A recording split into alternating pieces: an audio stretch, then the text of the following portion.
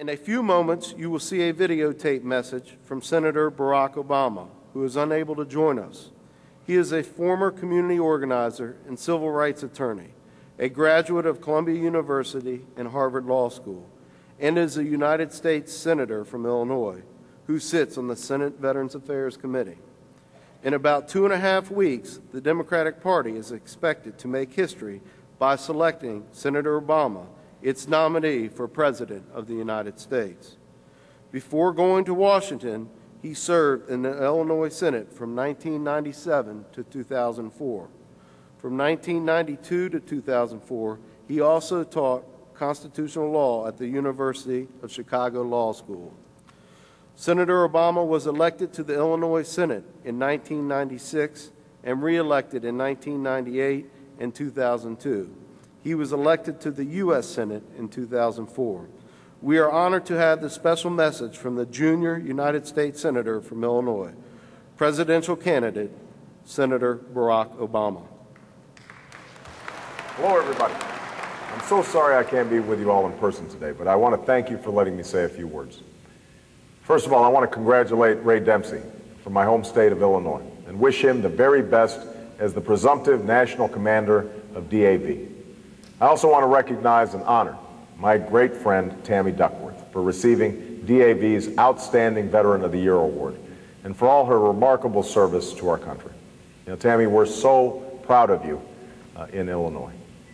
And I want to thank all of you. Your sacrifice has made possible the freedom that we enjoy. Keeping the faith with those who serve must always be at the core of American values and a cornerstone of our patriotism. America's commitment to its servicemen and women begins at enlistment, and it must never end. Without that commitment, I might not be here today.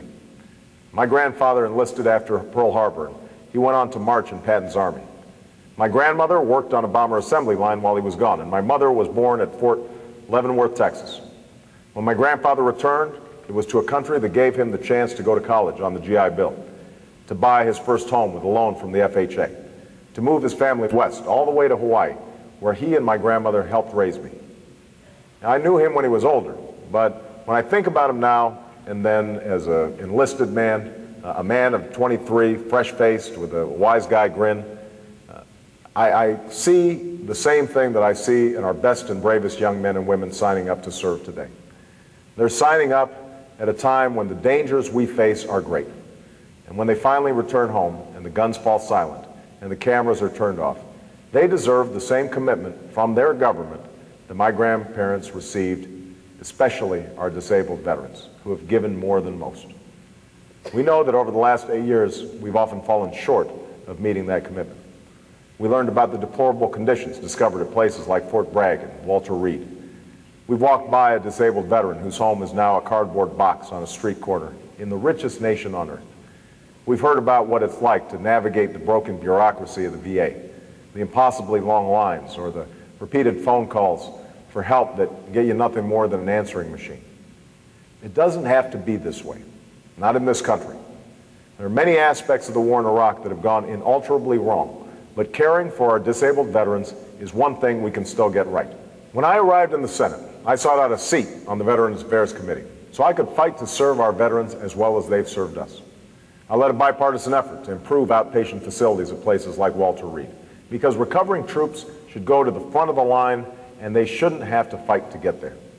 We passed laws to give family members health care and a year of job protection so they never have to choose between caring for a loved one and keeping a job. And I fought to make sure that the claims of disabled veterans were heard fairly. But there's so much more we need to do to keep our sacred trust with the men and women who serve. That's why I've pledged to build a 21st century VA as president. It means no more red tape. It's time to give every service member electronic copies of medical and service records upon discharge. It means no more shortfalls. We will fully fund VA health care and add more vet centers, particularly in rural areas. It means no more delays. We'll pass on-time budgets. It means no more means testing. It's time to allow every veteran into the VA system. It means standing up firmly against those who would ration care so that the VA only serves vets with combat wounds. It means rejecting the idea of turning the VA into just another health insurance card and instead making sure it gives all our veterans world-class care. And it means we'll have a simple principle for veterans sleeping on our streets: zero tolerance, no more homeless veterans. I'll also build on the work I did in the Senate to confront one of the signature injuries of the wars in Iraq and Afghanistan: post-traumatic stress disorder. For far too many troops and their families, the war doesn't end when they come home. But only half of our troops returning with PTSD receive the treatment they need. And that's why I've helped lead a bipartisan effort in the Senate to stop the unfair practice of kicking out our troops who suffer from PTSD. And when I'm president, we'll enhance mental health screening and treatment at all levels. We also need more mental health professionals, more training to recognize signs and to reject the stigma of seeking care. And we need to dramatically improve screening and treatment for the other signature injury of the war, traumatic brain injury. That's why I passed measures in the Senate to increase screening for these injuries, and that's why I'll establish clear standards of care as president. And when our loved ones return home, it's time we offered them the same commitment we offered my grandfather's generation, by giving every veteran the same opportunity that he had under the GI Bill.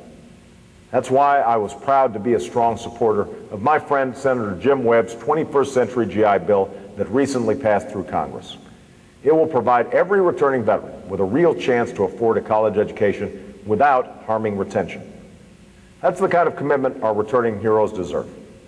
You know, recently I had the honor of visiting wounded soldiers in Iraq and at Walter Reed.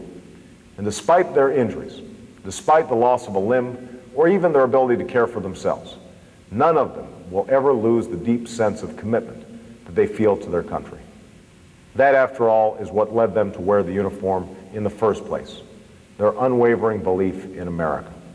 It's the idea that no matter where you come from, or what you look like, or who your parents are, this is a place where anything is possible, where anyone can make it, where we take care of each other, where we rise and fall as one nation and as one people. It's an idea that's worth fighting for, an idea for which so many Americans have given that last full measure of devotion. I still remember the day we laid my grandfather to rest in the Punch Bowl Cemetery, the National Memorial Cemetery of the Pacific. In that cemetery, lined with the graves of Americans who sacrificed for our country, we heard the solemn notes of taps. We heard the crack of guns fired in salute. We watched as a folded flag was handed to my grandmother. It was the nation's final act of service and gratitude to him. An America that stood by my grandfather when he took off the uniform and it never left his side. That's the commitment America made to her soldiers.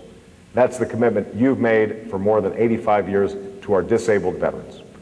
And should I have the distinct honor of being your commander-in-chief, I will lead this nation in rededicating itself to that commitment, to serving those who have worn the uniform of the United States as well as they've served us. Thank you all very much. Bye-bye.